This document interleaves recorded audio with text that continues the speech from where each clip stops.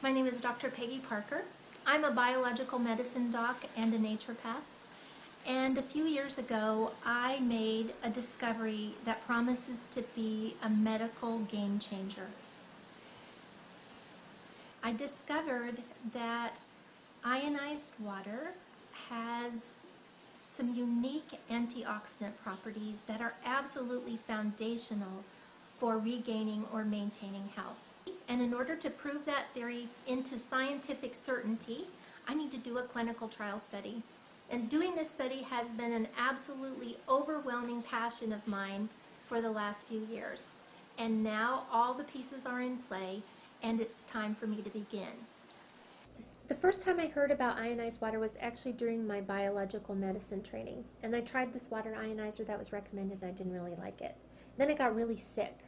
Actually, my gallbladder became gangrenous before doctors figured out what was wrong with me. And so when they tried to remove it, they left a lot of gangrene in my body, and so I was really literally rotting from the inside out. I was really sick, couldn't seem to get much better. I tried everything that my naturopathic and biological medicine taught me that had worked to help my patients, but it wasn't really doing much for me. And a friend of mine told me about ionized water, and because I had a negative experience with it in the past, I just ignored her. And she kept talking to me about it, and I kept being sick. So one day I found out that there was a man coming from Japan to do a lecture. So I decided to go to the lecture, and during this 3-hour lecture, it took a long time because we had to do translation. During the 3-hour lecture, I drank 4 16-ounce glasses of this ionized water, and every symptom that I had disappeared, and it stayed gone for 2 full days.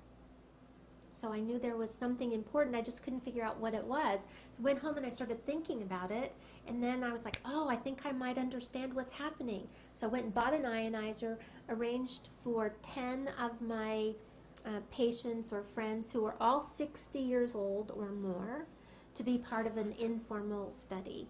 And they agreed to drink a certain amount of water every day and come back in after 1 week and 2 weeks and after a month to be tested. And so what I was doing is testing their blood, their urine, and their saliva, and hooking them up to some machines and kind of looking at things. Their test results were tremendously better. So it wasn't based on symptoms. What I was looking at was how minerals were being introduced into their cells, how the pH, how the cells would change pH, and how the rates of oxidation were changing. And oxidation happens when free radicals bombard your cells. And you have about 100 trillion cells in your body, and every day each one of those cells are assaulted with 10,000 by 10,000 free radicals. That damage is called oxidation. Free radicals are really just atoms or molecules that have lost an electron. And that happens from exposure to radiation or UV lights, or so things like fluorescent light bulbs and computers and cell phones and cars and manufacturing plants and fertilizers and pesticides, and even the water that we drink and the air that we breathe that are kind of polluted, those actually contain free radicals. All of those 100 trillion cells have a few things in common, and one of them is that they're made, they all have a membrane, and that membrane's made of something called a phospholipid bilayer. That's just a fancy term for fat. And fat is one of the things that's the most easily oxidized substances in your body. And we can see examples of that in your own kitchen. If you've ever fried anything and then later you try to clean that vent fan in your kitchen and that fat is thick and sticky, that's oxidized fat. Because our cell membranes are made primarily out of fat, as these free radicals enter our bodies, they start stealing electrons from the fat, causing a huge problem.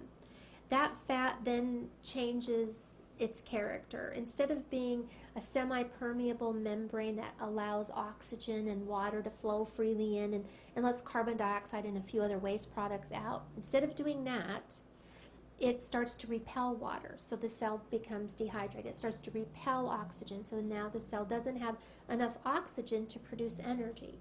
And inside the cell, carbon dioxide is trapped and other waste products are trapped, so it effectively makes a very unhealthy cell. Well, Those unhealthy cells will divide and multiply in your body just like all cells will. So healthy cells, unhealthy cells, they all do the same thing. They divide and make two new daughter cells that are identical to the parent cell. When that happens, we start to see tissues change. We start to see organs change. We start to see glandular systems change. And so wherever your genetic weakness is in your body, whether it's your eyes or your heart or your blood vessels or your skin or your pancreas, wherever the weak link is, that's where we're going to see a disease process or an illness begin to form. And unless you've been living under a rock for the last few years, then you know about antioxidants. You know that vitamins A, C, and E are antioxidants, and you know that all the brightly colored fruits and vegetables, even chocolate and coffee, contain antioxidants. In theory, the more antioxidants you consume, the more reversal of oxidation in your body, or the more it will stop that free radical damage. But there's a little known fact about these antioxidants that we take in supplement form or in our foods, and that is that as they do the very thing they're designed to do, which is quench a free radical, it becomes a free radical itself. So it donated an electron to a really bad free radical, and in turn it becomes a weak free radical. So you can see that it could slow down this process of aging and disease and death, but it could never really make a big enough impact to stop it. There's an interesting thing about ionized water. As I tested all of my patients, I began to see dramatic changes in the rates of oxidation on their cells. Couldn't figure out why, and then one day it was like a light bulb went off. I'm like, oh, this is about oxidation. What's happening is that as this oxidation disappears on their cells, everything else changes. I'd been focusing on the wrong thing the whole time. My colleagues have been focusing on the wrong thing the whole time. I had a friend who said, you know what, this is just like hydrogen fuel cell technology.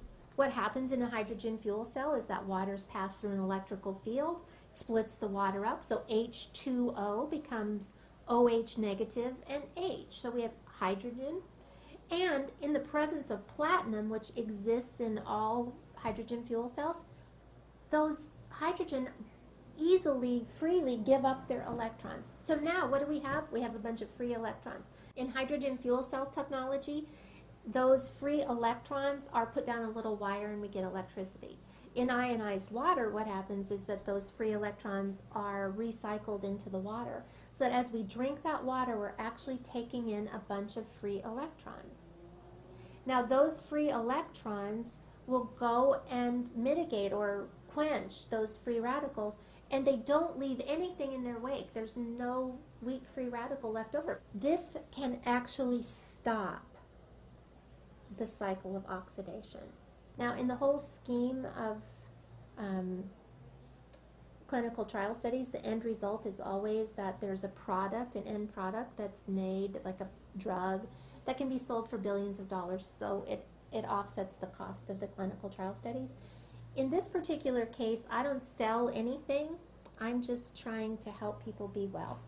My very first patient that I lost was 16 years old, and it happened at a time when one of my daughters was 16 years old. This was potentially the hardest thing I've ever been through. And all I could think of was what could I have done differently? How could I have helped her? And then a few years later, I found this technology, and I realized that it was the answer to that question of what could I have done differently and how could I have helped her more. It's my passion to save the world one glass of water at a time.